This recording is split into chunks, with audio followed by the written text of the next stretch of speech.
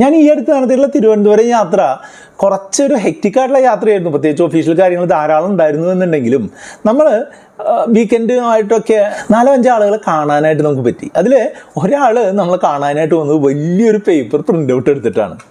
എന്താ സംഭവം എന്ന് ചോദിച്ചപ്പോൾ അദ്ദേഹം പറഞ്ഞത് എന്താണെന്ന് വെച്ചാൽ അദ്ദേഹത്തിൻ്റെ മ്യൂച്വൽ ഫണ്ട് പോർട്ട്ഫോളിയോ ഒന്ന് റീസ്ട്രക്ചർ ചെയ്ത് കൊടുക്കണം എന്നാണ് പറഞ്ഞത്. അപ്പോൾ ഇന്നത്തെ വീഡിയോയിൽ പറയാൻ പോകുന്നത് അദ്ദേഹത്തിന് മ്യൂച്വൽ ഫണ്ട് പോർട്ട്ഫോളിയോ നേരിട്ടിരുന്ന് റീസ്ട്രക്ചർ ചെയ്ത് അദ്ദേഹത്തിൻ്റെ ആവശ്യങ്ങൾക്ക് അനുസരിച്ച് അത് അറേഞ്ച് ചെയ്ത് കൊടുക്കുമ്പോൾ ഞാൻ ശ്രദ്ധിച്ച പ്രധാനപ്പെട്ട കാര്യങ്ങൾ, അല്ലെങ്കിൽ അത് നിങ്ങൾക്ക് അപ്ലൈ ചെയ്യാൻ പറ്റുന്ന പ്രധാനപ്പെട്ട കാര്യങ്ങൾ ഒരു വീഡിയോ ആയിട്ട് നിങ്ങൾക്ക് അവതരിപ്പിക്കുകയാണ്. അപ്പോൾ വീഡിയോയിലേക്ക് പോകാം. നമ്മൾ വിളിച്ച അപ്പോയിൻമെൻ്റ് ഒക്കെ ബുക്ക് ചെയ്തിട്ടാണ് അദ്ദേഹം വന്നത്. അദ്ദേഹം വരുമ്പോൾ കയ്യിലൊരു വലിയൊരു പ്രിൻ്റ് ഔട്ട് ഉണ്ട്. ആ പ്രിൻ്റ് ഔട്ടിൽ എന്താണെന്ന് ചോദിച്ചപ്പോൾ അദ്ദേഹം പറഞ്ഞത് എന്താണെന്ന് വെച്ചാൽ അദ്ദേഹത്തിൻ്റെ കയ്യിലുള്ള മ്യൂച്വൽ ഫണ്ടുകളുടെ ലിസ്റ്റാണ് എന്നാണ് പറഞ്ഞത്. ഏകദേശം ഒരു 42 മ്യൂച്വൽ ഫണ്ടുകളുണ്ട്. അതെ, ഇത് കണ്ടപ്പോൾ ഞാൻ ചോദിച്ചു, എന്തുകൊണ്ടാണ് ഇങ്ങനെ ഇത്രയധികം ഫണ്ടുകൾ താങ്കളുടെ പോർട്ട്ഫോളിയോ ഉൾപ്പെടുത്തിയിട്ടുള്ളതെന്ന് ചോദിച്ചു. അത് ചോദിച്ചപ്പോൾ അദ്ദേഹം പറഞ്ഞതെന്ന് വെച്ചാൽ പല സമയങ്ങളിലായിട്ട് പലരുടെ അടുത്ത് നിന്ന് റെഗുലറായിട്ടുള്ള പ്ലാനുകൾ വാങ്ങി ഒക്കെ ചെയ്തതാണ് കുറേയൊക്കെ പോളിസികൾ. പിന്നെ നമ്മളുടെയൊക്കെ വീഡിയോകൾ, റുപ്പി മങ്ങിൻ്റെ വീഡിയോകളൊക്കെ കാണാൻ തുടങ്ങിയപ്പോൾ റെഗുലർ പ്ലാനുകളൊക്കെ ഒഴിവാക്കി ഡയറക്റ്റ് ആയിട്ടുള്ള പ്ലാനുകൾ എടുത്തു. അത് തന്നെ പല സ്ഥലങ്ങളിൽ നിന്നെടുത്തു. അതായത് ചിലപ്പോൾ ഗ്രോ അപ്പിൽ നിന്ന് എടുക്കും, ചിലപ്പോൾ ഫിനിറ്റിയിൽ നിന്ന് എടുക്കും, ചിലപ്പോൾ കുവേരയിൽ നിന്ന് എടുക്കും. അങ്ങനെയൊക്കെ പല സ്ഥലങ്ങളിൽ നിന്നായിട്ട് പല ഫണ്ടുകൾ എടുത്തു. അപ്പോൾ അദ്ദേഹത്തിൻ്റെ ഒരു ഫോക്കസ് ഇല്ല എന്നുള്ളതാണ് അതിൻ്റെ ഒരു പ്രശ്നം. ഈ 42 ഫണ്ടിനൊന്നും യാതൊരുവിധ ആവശ്യമില്ല എന്നുള്ളത് നിങ്ങൾക്ക് ഈ വീഡിയോ സീരീസ് ഫോളോ ചെയ്യുന്ന ആളുകൾക്ക് കൃത്യമായിട്ട് അറിയാനായിട്ട് സാധിക്കും.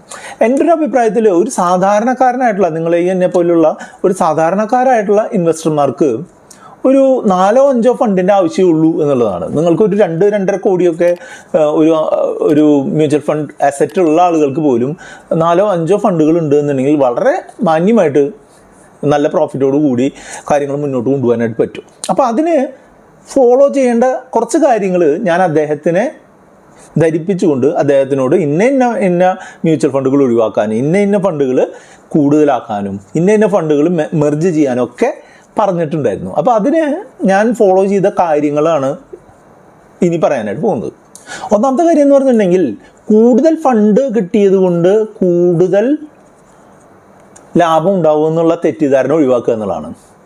എൻ്റെ ഒരു അഭിപ്രായത്തിൽ ഒരു ബാലൻസ് ആയിട്ടുള്ള ഒരു നമ്പർ ഓഫ് ഫണ്ടുകൾ അത് കൃത്യമായിട്ട് പെർഫോം ചെയ്യുന്നുണ്ട് എന്നുണ്ടെങ്കിൽ നമുക്ക് ലാഭം കിട്ടാനുള്ള സാധ്യത കൂടുതലാണ്. അല്ലാതെ 40 ഫണ്ട് ഉണ്ട് എന്നുണ്ടെങ്കിൽ ഈ 40 ഫണ്ടും ഒരേ രീതിയിൽ എല്ലാ സമയത്തും പെർഫോം ചെയ്യണമെന്ന് നിർബന്ധമില്ലാത്തതുകൊണ്ട് അതിലിപ്പോൾ ഒരു 40 ഫണ്ട് ഉണ്ടെന്നുണ്ടെങ്കിൽ 20 ഫണ്ട് നന്നായിട്ട് പെർഫോം ചെയ്യുന്നുണ്ടാവും, 10 ഫണ്ട് ആവറേജ് ആയിട്ട് പെർഫോം ചെയ്യുന്നുണ്ടാവും, 10 ഫണ്ട് വളരെ മോശമായിട്ട് പെർഫോം ചെയ്യുന്നുണ്ടെങ്കിൽ നമ്മൾക്ക് ഈ 20 ഫണ്ട് ഉണ്ടാക്കി തന്ന ഗുണം പോലും മറ്റുള്ള 10 ഫണ്ടിൻ്റെയും ആവറേജ് ആയിട്ട് പെർഫോം ചെയ്യുന്ന മറ്റു 10 ഫണ്ടിൻ്റെയും പ്രശ്നം കൊണ്ട് നമുക്ക് നഷ്ടം വരാനുള്ള സാധ്യതയുണ്ട്. അതുപോലെ തന്നെ ഇത് റിവ്യൂ ചെയ്ത് ഇതിനെ മെയിൻറ്റെയിൻ ചെയ്ത് കൊണ്ടുപോകുക എന്ന് പറഞ്ഞിട്ടുണ്ടെങ്കിൽ വളരെ ദുരിതം പിടിച്ച പരിപാടിയുമാണ്. അതുകൊണ്ട് മാനേജബിൾ ആയിട്ടുള്ള 10-ൽ താഴെയാക്കാൻ പറ്റുകയാണെങ്കിൽ അത്രയും നല്ലത്. 4-5-6 ഒക്കെ ആക്കാൻ പറ്റുകയാണെങ്കിൽ വളരെ നല്ലത്. ആ ഒരു രീതിയിൽ വേണം അപ്രോച്ച് ചെയ്യാനാണ് നമ്മൾ ആദ്യമായിട്ട് പറഞ്ഞു കൊടുത്തത്. ഞാൻ അപ്ലൈ ചെയ്ത ടെക്നിക്കിൽ ഒന്നാമത്തെ കാര്യം എന്ന് പറഞ്ഞിട്ടുണ്ടെങ്കിൽ, അതിൽ ഞാൻ പറഞ്ഞല്ലോ അദ്ദേഹം കുറച്ച് ബ്രോക്കർമാരുമായിട്ടൊക്കെ ബന്ധപ്പെടുത്തി കുറച്ച് ഫണ്ടുകൾ എടുത്തിട്ടുണ്ടായിരുന്നു. അത്തരം ഫണ്ടുകൾ എന്ന് പറഞ്ഞിട്ടുണ്ടെങ്കിൽ അവർക്ക് ബ്രോക്കർമാർക്ക് കൂടുതൽ കമ്മീഷൻ കിട്ടുന്ന തരത്തിലുള്ള ഫണ്ടുകളാണ്. അത്തരം ഫണ്ടുകൾ കുറേശ്ശെയായിട്ടെങ്കിലും ഒഴിവാക്കുക എന്നുള്ളതാണ് ആദ്യമായിട്ട് പറഞ്ഞു കൊടുത്തത്. അങ്ങനെ കുറേശ്ശെയായിട്ട് ഒഴിവാക്കിയിട്ട് അതിൽ നിന്ന് കിട്ടുന്ന പൈസ ഈ നമ്മൾ കോറായിട്ട് ഏറ്റവും നല്ല രീതിയിൽ പെർഫോം ചെയ്യുന്ന ഫണ്ടുകളിലേക്ക് മാറ്റാനായിട്ടാണ് ഞാൻ ഒന്നാമതായിട്ട് പറഞ്ഞു കൊടുത്തത്. അതിൽ അങ്ങനെ ചെയ്യുമ്പോൾ 2 കാര്യങ്ങൾ പ്രത്യേകം ശ്രദ്ധിക്കാനായിട്ട് പറഞ്ഞു. ഒന്ന്, ഈ ഫണ്ടുകളിൽ എക്സിറ്റ് ലോഡ് ഉണ്ടാവരുത് എന്നുള്ളതാണ്. എക്സിറ്റ് ലോഡ് എന്ന് പറഞ്ഞാൽ എന്താണ്? നമ്മൾ ഇൻവെസ്റ്റ് ചെയ്തിട്ട് പൈസ തിരികെ എടുക്കുമ്പോൾ 1 വർഷം തികഞ്ഞിട്ടില്ല എന്നുണ്ടെങ്കിൽ നമ്മൾക്ക് കിട്ടുന്ന പൈസയുടെ 1% ഒരു ശതമാനമൊക്കെ പല ഫണ്ടുകൾക്കും പല രീതിയിലാണ്. 1% അവർ ഒരു ഫൈൻ എന്നുള്ള രീതിയിൽ പിടിക്കുക. അതിനെയാണ് എക്സിറ്റ് ലോഡ് എന്ന് പറയുക. അപ്പോൾ നമ്മളിപ്പോൾ 1 ലക്ഷം രൂപ ഇടുന്നുണ്ടെങ്കിൽ 1000 രൂപ കമ്പനി പിടിച്ചിട്ട് 99,000 രൂപയെ നമുക്ക് തിരികെ കിട്ടുള്ളൂ. മനസ്സിലായില്ലേ? അപ്പോൾ അങ്ങനെ എക്സിറ്റ് ലോഡ് വരാത്ത തരത്തിലുള്ള യൂണിറ്റുകൾ ആദ്യമേ പിൻവലിക്കാനായിട്ട് പറഞ്ഞു. അതുപോലെ മറ്റൊരു കാര്യം എന്താണെന്ന് വെച്ചാൽ, ടാക്സ് വരാത്ത രീതിയിൽ പിൻവലിക്കാനായിട്ട് പറഞ്ഞു. ടാക്സ് വരാത്ത രീതി എന്ന് പറഞ്ഞാൽ എന്താണ്? മ്യൂച്വൽ ഫണ്ടുകളുടെ ടാക്സേഷൻ എങ്ങനെയാണ്? ഇക്വിറ്റി ബേസ്ഡ് ആയിട്ടുള്ള മ്യൂച്വൽ ഫണ്ടുകളാണ് എന്നുണ്ടെങ്കിൽ നമ്മൾ ഇൻവെസ്റ്റ് ചെയ്തിട്ട് 1 വർഷത്തിനുള്ളിൽ പിൻവലിക്കുകയാണ് എന്നുണ്ടെങ്കിൽ കിട്ടിയ ലാഭത്തിൻ്റെ 15% ടാക്സ് ആയിട്ട് കൊടുക്കണം. അതായത് 1 ലക്ഷം രൂപ ഇട്ടിട്ടുണ്ട്, 10,000 രൂപ ലാഭം കിട്ടിയാൽ 10,000-ന്റെ 15%, 1,500 രൂപ ടാക്സ് ആയിട്ട് കൊടുക്കണം. അപ്പോൾ അത് പിൻവലിക്കുന്ന സമയത്ത് 1 ലക്ഷം പ്ലസ് 10,000 മൈനസ് 180, അതായത് 1,880 മാത്രമേ കിട്ടുള്ളൂ. അപ്പോൾ അതൊരു പ്രശ്നമുണ്ട്, അത് ഒഴിവാക്കണം എന്നുള്ളതാണ്.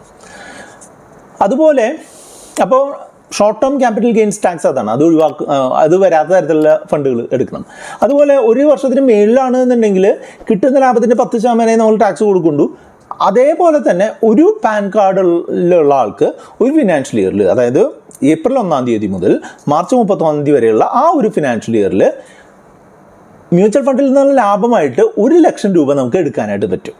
ലാഭം മാത്രമായിട്ട് 1 ലക്ഷം രൂപ നമുക്ക് എടുക്കാനായിട്ട് പറ്റും. അതായത് ഇപ്പോൾ നമ്മളൊരു മ്യൂച്വൽ ഫണ്ടിൽ നിക്ഷേപിച്ചു, 20 ലക്ഷം രൂപ ഞാൻ നിക്ഷേപിച്ചിട്ടുണ്ട്, അതിൽ 23 ലക്ഷം രൂപയായി അതിൻ്റെ മൊത്തത്തിലുള്ള വാല്യൂ. ഒരു വർഷം കഴിഞ്ഞിട്ടുണ്ട് ഈ ഇൻവെസ്റ്റ്മെൻറ്റ് നടത്തിയിട്ട് എന്നുണ്ടെങ്കിൽ ഈ 3 ലക്ഷം നമുക്ക് ലാഭമാണ് അല്ലേ. ഈ 3 ലക്ഷം ലാഭത്തിൽ 1 ലക്ഷത്തിന് നമ്മൾ ടാക്സ് കൊടുക്കേണ്ട കാര്യമില്ല. ബാക്കി 2 ലക്ഷത്തിന് 10% ടാക്സ് എന്നുള്ള രീതിയിൽ 2 ലക്ഷത്തിൻ്റെ 10% എന്ന് പറഞ്ഞാൽ 20,000 രൂപ. അപ്പോൾ 20 ലക്ഷം മുതൽ 3 ലക്ഷം ലാഭം മൈനസ് ടാക്സ് എന്ന് പറയുമ്പോൾ 20,000 രൂപ. അപ്പോൾ 22,80,000 രൂപ നമുക്ക് കിട്ടും. അപ്പോൾ അങ്ങനെ ലോങ് ടേം ആയിട്ടുള്ള ഗെയിനുകൾ പിൻവലിക്കുമ്പോൾ കിട്ടുന്ന ആ ഒരു ബെനിഫിറ്റ് എടുക്കാനായിട്ടും പറഞ്ഞു. അപ്പോൾ റെഗുലർ ആയിട്ടുള്ള ഫണ്ടുകൾ പെട്ടെന്ന് ഒഴിവാക്കുക. അതുപോലെ തന്നെ അത് ഒഴിവാക്കുന്ന സമയത്ത് ടാക്സും എക്സിറ്റിലൂടും വരാതെ നോക്കുക എന്നുള്ളതാണ്. പിന്നെ പറഞ്ഞു കൊടുത്തുള്ള ഒരു ടെക്നിക്ക് എന്ന് പറഞ്ഞിട്ടുണ്ടെങ്കിൽ ചെറിയ ചെറിയ എമൗണ്ടുകൾ ഇട്ടിട്ടുള്ള 1000 രൂപ ഇട്ടിട്ടുള്ള, അല്ലെങ്കിൽ 10,000 രൂപ ഇട്ടിട്ടുള്ള, 5,000 രൂപയ്ക്ക് ഇട്ടിട്ടുള്ള കുറേ കുഞ്ഞു ഫണ്ടുകളുണ്ട്. ആ ഫണ്ടുകളൊക്കെ റീഡീം ചെയ്തിട്ട് നല്ല ഒരു കോർപ്പസ് മെയിൻറ്റെയിൻ ചെയ്യുന്ന മറ്റൊരു ഫണ്ടിലേക്ക് ഫോക്കസ്ഡ് ആയിട്ട് ഇൻവെസ്റ്റ് ചെയ്യാനായിട്ടാണ് ഞാൻ പറഞ്ഞു കൊടുത്തത്. മറ്റൊരു കാര്യം പറഞ്ഞത് എന്താണെന്ന് വെച്ചാൽ, അദ്ദേഹത്തിന് ഈ അടുത്ത് കുറച്ച് ആവശ്യങ്ങൾ വരുന്നുണ്ട്. ആ ആവശ്യങ്ങൾ വരുമ്പോൾ മറ്റുള്ള കാര്യങ്ങൾ അദ്ദേഹം ഈ അടുത്ത് 3-4 മാസത്തിനുള്ളിൽ അദ്ദേഹത്തിന് പണത്തിൻ്റെ കുറച്ച് ആവശ്യം വരുന്നുണ്ട്. അപ്പോൾ അദ്ദേഹം ആലോചിച്ചത് എന്താണെന്ന് വെച്ചാൽ ഇപ്പോഴുള്ള ഇൻവെസ്റ്റ്മെൻറ്റ് സ്റ്റോപ്പ് ചെയ്തിട്ട് ആ കാര്യം നടത്താമെന്നായിരുന്നു ആൾ ഉദ്ദേശിച്ചിട്ടുണ്ടായിരുന്നു. അപ്പോൾ ഞാൻ പറഞ്ഞു കൊടുത്തത് എന്താണെന്ന് വെച്ചാൽ, ഈ ഫണ്ടിൽ, ഈ 42 ഫണ്ടുകളിൽ കുഞ്ഞു എമൗണ്ടുകൾ വരുന്ന കുറേ ഫണ്ടുകൾ കിടക്കുന്നുണ്ട്. അതെല്ലാം വിഡ്രോ ചെയ്തിട്ട് ആ കാര്യം കൊണ്ട് എന്ത് ചെയ്യുക, കാര്യം നടത്തുക, ഇനിയുള്ള പണം ആവശ്യം നടത്തുക. ഇൻവെസ്റ്റ്മെൻറ്റ് നമ്മളിപ്പോൾ ഇൻവെസ്റ്റ് ചെയ്യുന്ന നല്ല ഫണ്ടുകളിലുള്ള ഇൻവെസ്റ്റ്മെൻറ്റ് അതേപോലെ കണ്ടിന്യൂ ചെയ്ത് പോട്ടെ എന്നാണ് പറഞ്ഞത്. അത് ഒരു ടെക്നിക്കായിട്ട് തീർച്ചയായിട്ടും നിങ്ങൾക്കും ഉപയോഗിക്കാവുന്നതാണ്. ഞാൻ പിന്നെ പറഞ്ഞു കൊടുത്തത് എന്താണെന്ന് വെച്ചാൽ, 6 മാസം കൂടുമ്പോഴോ 1 വർഷം കൂടുമ്പോഴോ ഒക്കെ മ്യൂച്വൽ ഫണ്ട് പോർട്ട്ഫോളിയോ നന്നായിട്ട് റിവ്യൂ ചെയ്യാനായിട്ട് ശ്രമിക്കുക. മോശക്കാരിലേക്ക് കൂടുതൽ പണം ഇടാതെ നല്ല ആളുകളിലേക്ക് കോൺസെൻട്രേറ്റ് ചെയ്ത് പോവുക. ഈ പ്രോസസ്സ് റിപ്പീറ്റ് ചെയ്യുക എന്നുള്ള കാര്യമാണ് പറഞ്ഞു കൊടുത്തത്. അപ്പോൾ നിങ്ങൾക്ക് ഇങ്ങനെ മ്യൂച്വൽ ഫണ്ടുകൾ റിവ്യൂ ചെയ്യാൻ അറിയില്ല, നിങ്ങൾക്ക് അതിനുള്ള ഡയറക്ഷൻസ് വേണം, നിങ്ങളുടെ ഫിനാൻഷ്യൽ പ്ലാനിനനുസരിച്ച് മ്യൂച്വൽ ഫണ്ടുകൾ സെലക്ട് ചെയ്യാനുള്ള ഒരു സപ്പോർട്ട് വേണമെന്നുണ്ടെങ്കിൽ നമ്മുടെ വാട്സപ്പ് നമ്പറായിട്ടുള്ള 8848030018 നിങ്ങൾക്ക് കോൺടാക്ട് ചെയ്യാം. മറ്റൊരു കാര്യം കൂടെ ഞാൻ പറഞ്ഞു കൊടുത്തു, ടാക്സ് ലോസ് ഹാർവെസ്റ്റിംഗ്. ചില ഫണ്ടുകൾ മഹാബദ്ധമായിട്ട് പോയിട്ടുണ്ട്. ഈ അടുത്ത് അദ്ദേഹത്തെ ഒരു ബ്രോക്കർ, പണ്ടൊന്നും ഇനി ഒന്നും നിങ്ങളുടെ കൂടെ ചെയ്യില്ല എന്ന് പറഞ്ഞ് പോയൊരു ബ്രോക്കർ എന്തൊക്കെയോ പറഞ്ഞ് അദ്ദേഹത്തിനെ വീണ്ടും ഒരു റെഗുലർ പ്ലാൻ എടുപ്പിച്ചു എന്ന് പറഞ്ഞിട്ടുണ്ടെങ്കിൽ അത് NF ആണ്, ന്യൂ ഫണ്ട് ഓഫറിൻ്റെ ഒരു റെഗുലർ പ്ലാൻ എടുപ്പിച്ചു. അപ്പോൾ ന്യൂ ഫണ്ട് ഓഫറിൽ ഈ ബ്രോക്കർമാർക്ക് റെഗുലർ പ്ലാൻ എടുപ്പിക്കാനുള്ള ചേതോവികാരം എന്താ? പൈസ. എന്താണ് ന്യൂ ഫണ്ട് ഓഫർ വരുമ്പോൾ ഒരു മ്യൂച്വൽ ഫണ്ട് കമ്പനി പുതിയൊരു ഫണ്ട് ഓഫർ ചെയ്യുന്ന സമയത്ത് ഇത് എടുപ്പിക്കുന്ന ബ്രോക്കർ ഉണ്ടല്ലോ, അദ്ദേഹത്തിന് സാധാരണ കിട്ടുന്ന കമ്മീഷനേക്കാൾ ഒരു അഡീഷണൽ ആയിട്ടുള്ള കമ്മീഷൻ പല കമ്പനികളും നേരിട്ടും അല്ലാതെയോ ഒക്കെ കൊടുക്കുന്നുണ്ട് എന്നാണ് നമുക്ക് മനസ്സിലാവുന്നത്. അപ്പോൾ അങ്ങനത്തെ ഒരു ചേതോവികാരമുള്ള ഏതോ ഒരു മഹാൻ ആയിട്ടുള്ള ബ്രോക്കർ ഇദ്ദേഹത്തെ കൊണ്ട് ഒരു 30,000 രൂപ കുഴിയിൽ ചാടിച്ചിട്ടുണ്ടായിരുന്നു. അപ്പോൾ അതാണെന്നുണ്ടെങ്കിൽ ഈ 30,000 രൂപ ഇപ്പോഴത്തെ അവസ്ഥയിൽ അത് പിൻവലിക്കുകയാണെങ്കിൽ 24,000 രൂപയോ മറ്റോ കിട്ടുള്ളൂ. അത്രയും മോശമായിട്ടുള്ളൊരു ഫണ്ടിലാണ് അദ്ദേഹത്തിനെ കൊണ്ട് ചാടിച്ചിട്ടുള്ളത്. അപ്പോൾ ഞാൻ പറഞ്ഞു കൊടുത്തത് എന്താണെന്ന് വെച്ചാൽ, ഈ ഫിനാൻഷ്യൽ ഇയറിൽ വരുന്ന ലാഭത്തിനെ അഡ്ജസ്റ്റ് ചെയ്യുന്നതിനായിട്ട് ഈ നഷ്ടം നമ്മൾക്ക് ഉപയോഗിക്കാമെന്നാണ് പറഞ്ഞത്. അതായത് ഇപ്പോൾ ആ ഫണ്ടിൽ റീഡീം ചെയ്തിട്ട് കിട്ടുന്ന പണം എടുത്തിട്ട്, അത് ഒട്ടും കാര്യമില്ലാത്തൊരു ഫണ്ടായിട്ടാണ് എനിക്ക് ഫീൽ ചെയ്യുന്നത്. അതുകൊണ്ട് ഞാൻ പറഞ്ഞു കൊടുത്തത് എന്താണെന്ന് വെച്ചാൽ, ആ ഫണ്ടിൽ ഉള്ള പണം പിൻവലിച്ചിട്ട് അത് നല്ല ഫണ്ടിലേക്ക് അത് മാറ്റിയിടുക. ഈ വരുന്ന നഷ്ടം നമ്മൾക്ക് ഈ വർഷം കിട്ടിയിട്ടുള്ള മറ്റ് ലാഭങ്ങളുമായിട്ട് തട്ടിക്കിഴിക്കാനായിട്ട് പറ്റും. അതിനാണ് ടാക്സ് ലോസ് ഹാർവെസ്റ്റിംഗ് എന്ന് പറയുക.